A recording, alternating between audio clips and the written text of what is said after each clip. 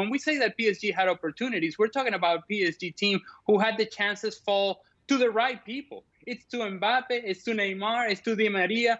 Three clear opportunities, in my opinion, in the first half that they did not take advantage of. And from then on, it was difficult to see PSG to get after Bayern Munich, particularly after Bayern Munich scored. When PSG got disorganized, they were more concerned about the fouls, the yellow cards, the physicality of the game, rather than playing the game. And no better example of that than Neymar, who in the second half had difficulties trapping the ball, passing the ball, doing the basic stuff. He was busy drawing fouls, but not actually having an impact on the game. We gave Neymar a lot of credit going into this game, Craig, talking about this was some of the best football that we'd seen in play for PSG. But as Ali mentioned, that second half performance was much below what you would have expected from your talisman in such a big game. Ineffectual. Completely and utterly. Don't need to say it. Don't need to say much more. Ineffectual. And Mbappe. That's the problem, Frank. Certainly when you wanted your leaders to step up and to fight back and get yourself back into this match, Neymar didn't do it.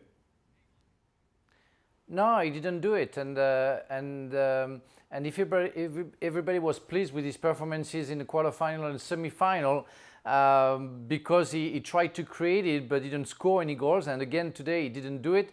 We want more from Neymar. We, again, in France, because he plays in the Liga, we see him every week in, week out, not doing his best, not giving his best, just shouting to players, teasing players. Of course, it's easy for him, it's League One. But in Champions League, we want him to get something different than the other players. And as Ali said, he spent the half of the second half, complaining about the players, even getting a yellow card and not focusing on his game and trying to make a difference. He had one chance in the first half, he missed it, and he had two chances in the quarterfinal, he missed them. He had one chance in the semifinal, he missed it. So, well, the conclusion is there. He's a great player, but a great player has to make a difference. So he didn't do it, so we're going to be severe with him. And as Craig said, that was appalling.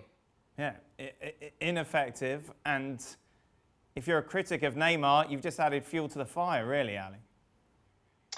Yeah, and I think another image that sticks with me about Neymar is, so the final whistle blows, the cameras naturally go to him and his reaction, and he's bursting into tears. And I don't mind a player showing his emotions. That's his prerogative, and that depends on the personality of each player. But what I would say to Neymar is, why are you crying now? What are those tears going to do? This opportunity that you had in front of you was 90 minutes ago, was behind you.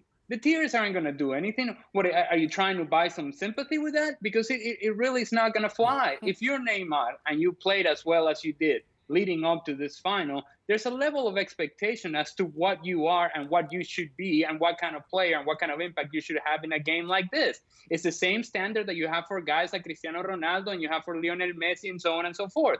So if Neymar wants to be at that level, and this is indeed why he went to PSG, this was the moment. So don't show me tears afterward. Show me the work and the substance and impact in the game that everybody was expecting. Mbappe just as bad, though, Frank.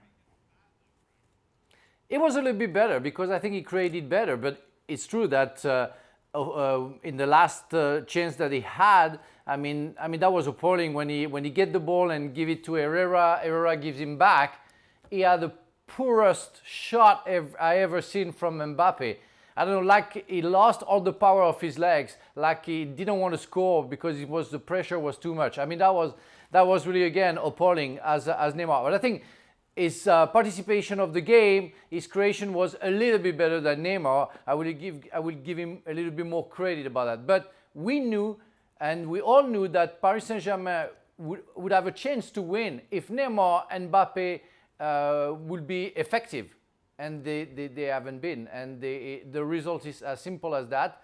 They weren't there, so they scored no goals. But why weren't they there, Craig? This is their stage. This is their time to shine, isn't it? Well, in some sense, they did change a little bit in terms of their approach, because we talked about it with Frank.